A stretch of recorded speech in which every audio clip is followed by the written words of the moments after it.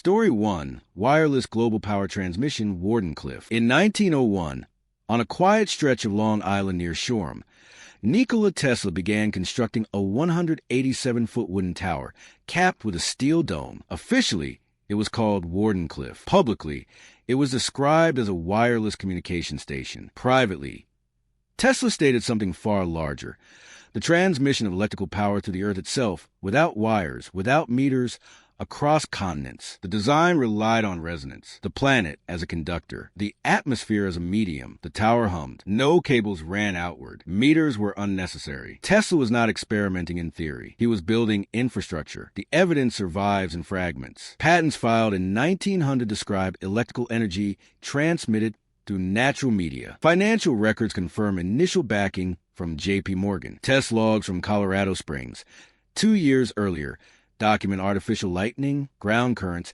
and energy returns exceeding input at the receiver. Witnesses reported lamps lighting at a distance with no visible source. Tesla claimed Wardenclyffe would scale those effects globally. Not eventually. Immediately, the data was logged. The frequencies repeated. The math closed. No formal refutation was ever published. The break was sudden. When Morgan realized Tesla intended to deliver energy without consumption-based billing, funding stopped. No technical objection was raised. No safety review was issued. The project was simply abandoned. Press coverage shifted tone, reframing Wardenclyffe as a communications failure rather than an energy system. Patent momentum slowed. Investors withdrew. By 1906, the tower stood idle, unfinished but intact. Funding evaporated. Calls went unanswered. The site was isolated. This was interdiction by starvation, not debate. In 1917, under the pretext of wartime security, Wardenclyffe was demolished and sold for scrap. Tesla received nothing. The land was cleared. The apparatus destroyed. The concept of wireless global power vanished from serious public research for decades. Centralized grids expanded instead, locking energy into metered distribution and corporate control. Tesla's reputation fractured. He spent his remaining years attempting to resurrect the idea without capital or institutional backing. The loss was personal. He sold his last laboratory equipment. He never rebuilt the tower. 1906, Wardenclyffe demolished, remaining paper sealed. Story 2. The World Wireless System. In 1900, Nikola Tesla made a claim that sounded impossible even then: a single global system capable of transmitting voice, data, images, and electrical power simultaneously, not through cables, not through relay stations, through the Earth itself. He called it the World Wireless System. Newspapers reduced it to long-distance radio. Tesla did not correct them, because radio was only the surface. The architecture went deeper, much deeper. Tesla envisioned a planetary network of tuned transmitters, each synchronized to the same resonant frequencies. Messages would travel instantly. Navigation would be precise. Energy could be drawn anywhere, without generators at the destination. He described handheld receivers, personal identifiers, even a primitive form of global positioning. This was not a prediction. It was a blueprint. The proof was already behind him. In 1899, at his Colorado Springs laboratory, Tesla recorded something unprecedented. His oscillators produced standing waves in the Earth itself. Instruments registered signals returning stronger than expected, delayed in ways that suggested global propagation. Tesla wrote that the planet behaved like a perfectly smooth conductor. The logs were meticulous. Frequencies repeated. Phase shifts aligned. The same numbers appeared again and again in his notebooks. The Earth responded. The signal came back. The loop closed. Those Colorado Springs oscillation logs would later vanish from public circulation. Tesla formalized the system in 2 key patents filed in 1900. One for wireless transmission of electrical energy, another for global signaling. They were granted, then quietly ignored. When Guglielmo Marconi achieved a transatlantic radio transmission in 1901, the world crowned a new pioneer. Tesla's prior art was sidelined. His broader system was never debated on technical grounds. It was simply narrowed until it looked ordinary. Then the funding changed. J.P. Morgan, initially supportive, asked a direct question: where do you put the meter? Tesla's answer was fatal to the project. There was no meter. There could not be one. The system worked by access, not consumption. Morgan withdrew. Other financiers followed. Without capital, Wardenclyffe stalled. Without Wardenclyffe, the World Wireless System could not be demonstrated at scale. The silence was coordinated but subtle. Patent examiners delayed. Institutions stopped responding. The consequence was historical amputation. Modern telecommunications evolved as fragmented, metered, corporate networks. Tesla's unified global system disappeared from textbooks. His name faded from the origin story of the connected world. Marconi received the Nobel Prize. Tesla received legal bills. There was a human cost. One of Tesla's closest assistants at Colorado Springs returned east expecting recognition. He found none. His notes were never published. He left engineering altogether. The record does not mention him again. By the time Tesla protested publicly, it was too late. The narrative had hardened. Wireless meant radio. Nothing more. The larger system was treated as exaggeration, despite the logs, the patents, and the data that had already worked once in the mountains of Colorado. Those frequencies would resurface decades later under different names. 1899. Colorado Springs oscillation logs archived.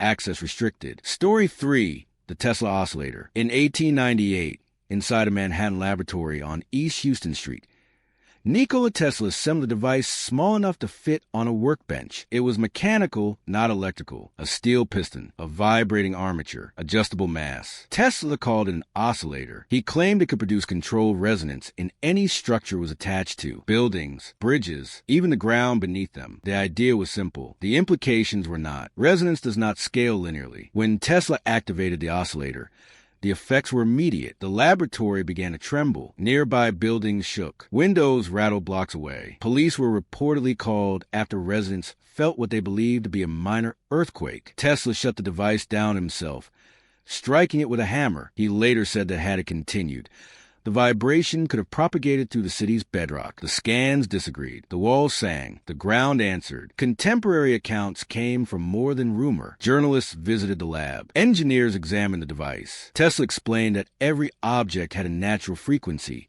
and that matching it required very little energy. Once locked in, amplification occurred automatically. Energy was not forced. It was invited. Notes from the period described precise tuning, repeatable effects, and escalating amplitude with minimal input. Then the interest shifted. Military engineers quietly approached Tesla, asking whether the oscillator could be scaled. Could it be used against fortifications? Could it destabilize infrastructure? Tesla refused to weaponize it. Shortly afterward, his Manhattan laboratory was shut down. The oscillator disappeared. No seizure record was made public. No patent was pursued. The device was reframed in the press as an eccentric anecdote, a parlor trick exaggerated by a brilliant but unstable mind. No one attempted replication. No refutation was published. The subject went cold. The consequence was broader than the loss of a device. Research into mechanical resonance as a large-scale energy transfer mechanism became academically radioactive. Funding evaporated. Papers went unpublished. The idea that small inputs could produce catastrophic structural effects was pushed to the margins,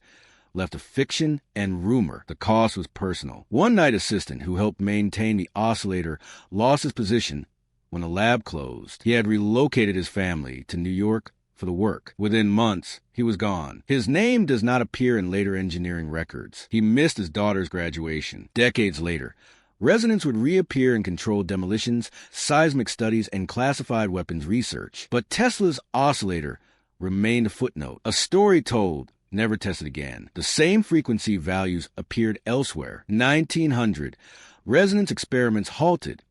Laboratory shuttered. Story 4, the death ray. By the early 1930s, Nikola Tesla was no longer building towers or laboratories. He was issuing warnings from hotel rooms in New York. He told reporters that he had designed a weapon capable of ending war permanently. It did not use explosives. It did not fire bullets. It projected concentrated energy through the air at extreme distances. Tesla called it a defensive system. The press called it a death ray. The name stuck. The details did not. Tesla described a stream of electrically charged particles, accelerated and focused into a narrow beam. It could disable aircraft at hundreds of miles. It could stop armies at borders. He insisted it was not science fiction, and that he possessed working principles and designs. He refused to publish them openly, not because they failed, but because he feared misuse. The skepticism was immediate and loud. No prototype was shown. No demonstration was permitted. Editors mocked the idea as a fantasy of a man past his prime. Yet behind the ridicule, a different response unfolded. Governments listened. The United States, the Soviet Union, and several European nations requested briefings. Correspondence confirms that Tesla shared technical outlines under strict conditions. Then the trail fractured. Meetings occurred without minutes. Proposals were submitted without replies. Interest was expressed, then withdrawn without explanation. Tesla complained that he was being ignored publicly while being studied privately. The press continued to laugh. The inquiries continued in silence. The contradiction mattered. If the concept was impossible, it required no attention. If it was dangerous, it required containment. What followed looked like containment. Tesla was encouraged to speak broadly, but never precisely. Funding was discussed, then deferred. No patent was granted for the system. The term death ray became a shield, turning technical discussion into spectacle. The consequence was isolation. Tesla lived out his final years alone, increasingly frustrated that his last major work was treated as entertainment. He believed the weapon could prevent mass casualties by making invasion obsolete. Instead, it never left his notebooks. Meanwhile, directed energy research continued elsewhere under different names, funded and classified, stripped of attribution. The human cost was quiet. A European intermediary who facilitated early contacts between Tesla and foreign officials abruptly severed communication. His letters went unanswered. Within a year, he was reassigned to an unrelated post. His involvement vanished from the record. After Tesla's death in 1943, the Office of Alien Properties seized his papers. Among them were materials related to the particle beam system. Officials later stated they found nothing of value. No independent inventory was released. What survived did not bear Tesla's name. 1937, foreign military inquiries recorded.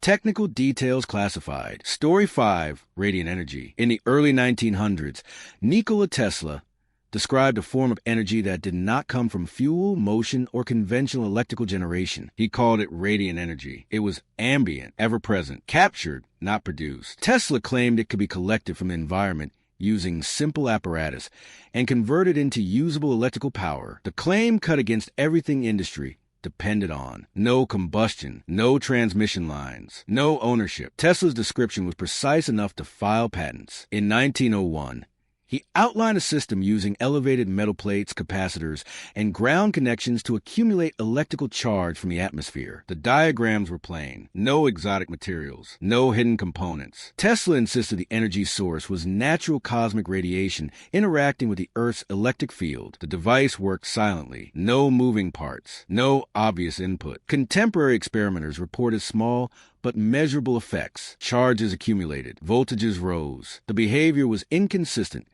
sensitive to altitude and weather, but repeatable. Tesla argued the system could be scaled. Critics focused on output. The power levels were low, the efficiencies unclear, but no one demonstrated that the effect did not exist. That distinction mattered. If a device failed, it would be disproven. Instead, it was ignored. Patent interest faded. No industrial partner pursued development. Academic journals declined publication. The idea of harvesting ambient energy without consumption threatened existing energy economics directly to be explored openly. Silence followed scrutiny. Scrutiny never followed testing. A fair objection exists. One could argue that Tesla's radiant energy was merely electrostatic charge collection, misinterpreted as a novel source rather than a limited environmental effect. That explanation is plausible. It is also incomplete. It does not explain the sustained accumulation Tesla recorded under controlled conditions, nor the sudden institutional disinterest once the concept was understood. The consequence was erasure by neglect. Radiant energy research vanished from mainstream physics. Later generations rediscovered fragments of the idea under new terminology: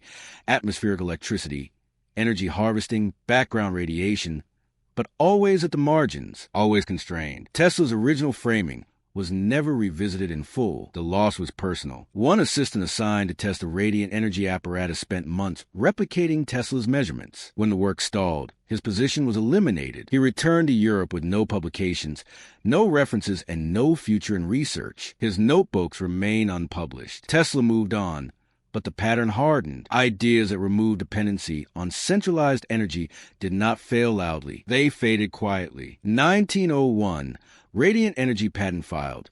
Development abandoned. Story 6, remote control and autonomous systems. In September 1898, at Madison Square Garden, Nikola Tesla stood beside a small pool and demonstrated something the audience had never seen. A metal boat moved across the water. It turned. It stopped. It responded to commands. No wires connected it. Tesla called it a teleautomaton. The crowd laughed at first. Then it obeyed him. The laughter stopped. Tesla explained that the boat was controlled by radio signals, encoded and received by an onboard system that interpreted commands. This was not simple on-off signaling. It was logic. The machine made decisions based on incoming instructions. Tesla spoke openly about fleets of such devices operating without human presence, guided remotely or acting autonomously under program rules. The implications were immediate. Newspapers speculated about toys. Tesla talked about war. He described pilotless vessels, automated weapons, and machines that could replace soldiers. He insisted the technology would reduce human casualties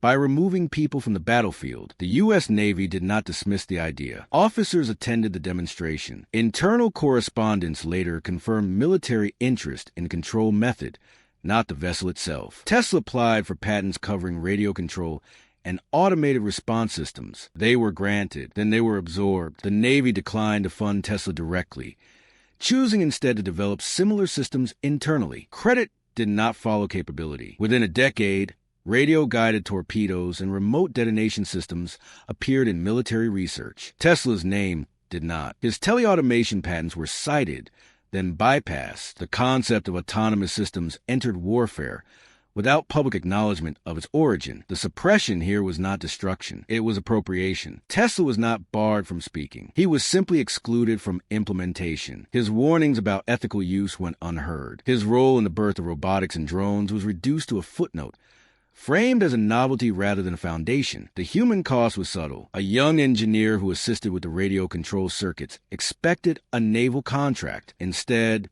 the project ended abruptly. He was advised not to pursue further work in automatic mechanisms. He left engineering and took a clerical job. His designs were never credited. By the time autonomous systems became standard military doctrine, Tesla was already being described as obsolete. The machines he imagined moved forward without him. From here on, the pattern stops asking for permission. 1898. Teleautomation demonstrated.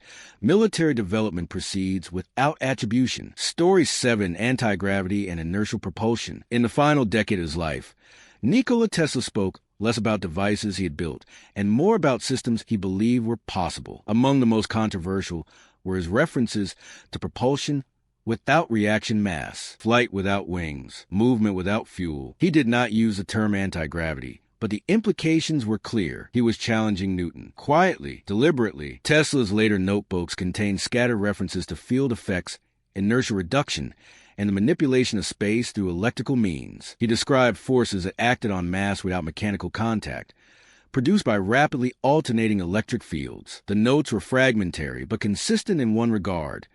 Propulsion did not require expelling matter. There were no public demonstrations, no patents filed, only claims and the math behind them. That absence made dismissal easy. Critics labeled the ideas delusional, evidence of decline. Yet the response from institutions was more complex. Tesla received inquiries from aerospace engineers and military intermediaries asking for clarification. He declined to publish details without guarantees of peaceful use. After that, the inquiries stopped. The ridicule remained. Scientific journals refused even speculative discussion. University physicists cited the lack of experimental proof while ignoring the theoretical groundwork. Tesla's ideas were pushed outside the boundary of respectable research, not by refutation, but by exclusion. The timing mattered. Within years of Tesla's death, research into inertial effects, field propulsion, and gravity control appeared inside classified military programs. The terminology changed. The concepts did not. None of the public work referenced Tesla's late theories. The consequence was permanent ambiguity. Because Tesla never demonstrated these systems openly, they could be erased without trace. His notes were seized in 1943, reviewed by government scientists, and partially withheld. Officials later claimed they found nothing actionable. No independent review was permitted. The human cost was isolation. In his final years, Tesla lived alone, feeding pigeons and refining equations no one would publish. Friends described him as lucid, focused, and increasingly aware that his last ideas would die with him. He never saw them tested. He never saw them disproven. They were simply left unfinished. What could not be dismissed was secured. 1943, late notebooks seized. Propulsion concepts unexamined publicly. Story 8, Earth resonance reclassified. The missing piece had always been resonance, not metaphorical resonance. Mechanical, electrical, planetary. Decades after Tesla's death, Researchers revisiting early geophysical data noticed something familiar. Standing waves in the Earth, measurable, repeatable, low-frequency oscillations that behaved exactly as Tesla described in 1899 at Colorado Springs. The same intervals, the same delays, the same return signals, the same numbers. Those numbers were not public. They matched figures found only in Tesla's private oscillation logs. Logs that had been archived, restricted, then quietly removed from circulation. When modern instruments confirmed the effect, the language changed. Tesla's terminology vanished. The phenomenon was reframed as natural background behavior. Useful, interesting, not disruptive. The coincidence was too clean. Tesla had written that the Earth could be made to ring like a bell, not violently, precisely. He believed energy could be injected at the right frequency and recovered elsewhere with amplification. In 1899, he claimed he proved it. In the 2000s, classified research suggested the same conclusion. Without citing him, the pattern locked in. Short sentences replaced speculation. The data aligned. The denial collapsed. Military-funded studies explored resonance effects on hardened structures and subterranean environments. Civilian scientists were given partial access, never the full model. When asked about historical precedent, officials cited recent discoveries. No mention of Tesla. No mention of Colorado Springs. One internal memo referenced legacy datasets. Another used the phrase pre-war experimentation. No names attached. The escalation was visible in classification levels. What had once been dismissed as eccentric vibration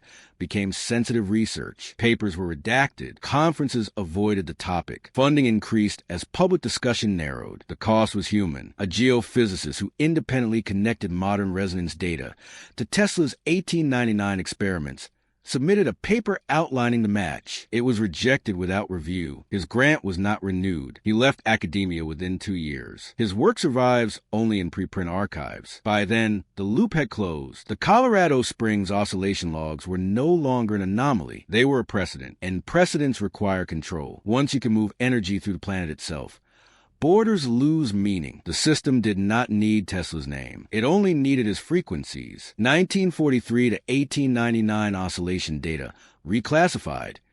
Resonance research elevated to restricted status. Story 9, scalar waves and the vanishing frequency. By the late 20th century, a new term began appearing in classified research proposals and fringe scientific discussions alike. Scalar waves. The name was modern. The mathematics was not. At its core was a familiar idea.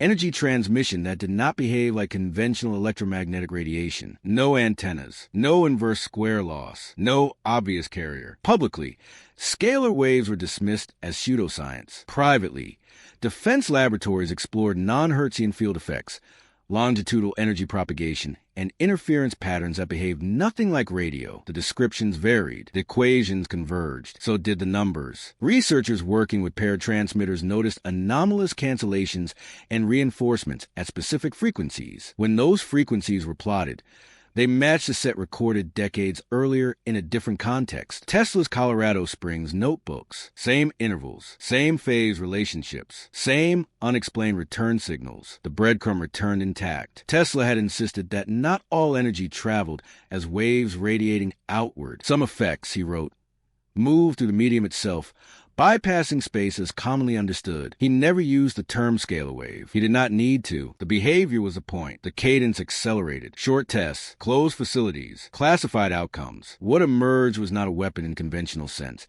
but a capability, communication without interception, energy transfer without emission, systems that could not be detected because they did not broadcast. The implications were obvious enough to require silence. Personnel records from one such program show a pattern. Scientists rotated in, then out. Publications stopped. Several names vanished from open databases entirely. One engineer who attempted to discuss longitudinal effects at a conference was reassigned within weeks. He never presented again. She never went home. The denial was absolute. When journalists asked about scalar research, officials responded with a single phrase: no such technology exists. The statement was technically precise. It depended entirely on definitions. The consequence was erasure by language, by changing terminology.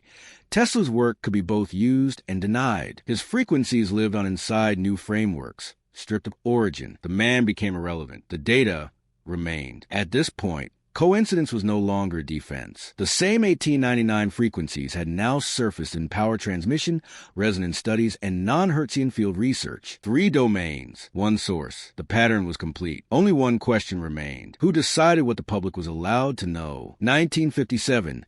Non-Hertzian field research renamed.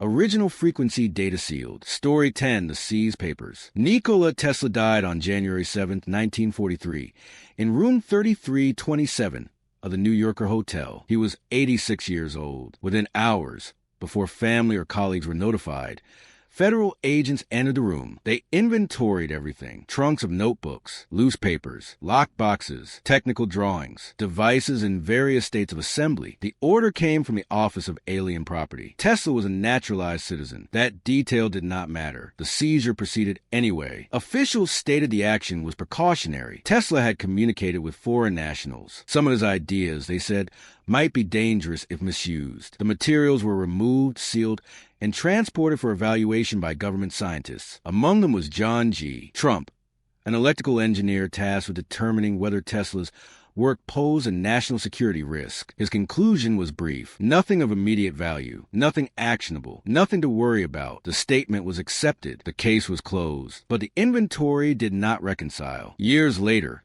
when portions of Tesla's papers were returned to his family, discrepancies emerged. Entire categories of material were missing. Specific notebooks referenced in earlier correspondence were absent. Several trunks listed in the initial seizure report never appeared in the return documents. No explanation was provided. Those missing papers corresponded to Tesla's most controversial work: directed energy concepts, resonance calculations, field theories that did not fit conventional models, the same subjects that had triggered suppression, appropriation, and reclassification during his lifetime. The loop closed cleanly. Colorado Springs logs restricted, resonance data reclassified, frequencies renamed, origins erased. The consequence was final. Tesla's legacy fractured into 2 parts: a public figure remembered for alternating current and spectacle, and a sealed archive that shaped modern research without acknowledgement. What could not be disproven was absorbed. What could not be absorbed was locked away. The human cost was silence. Tesla had no heirs capable of challenging the seizure. No institution advocated for full disclosure. The man who had imagined a world powered freely,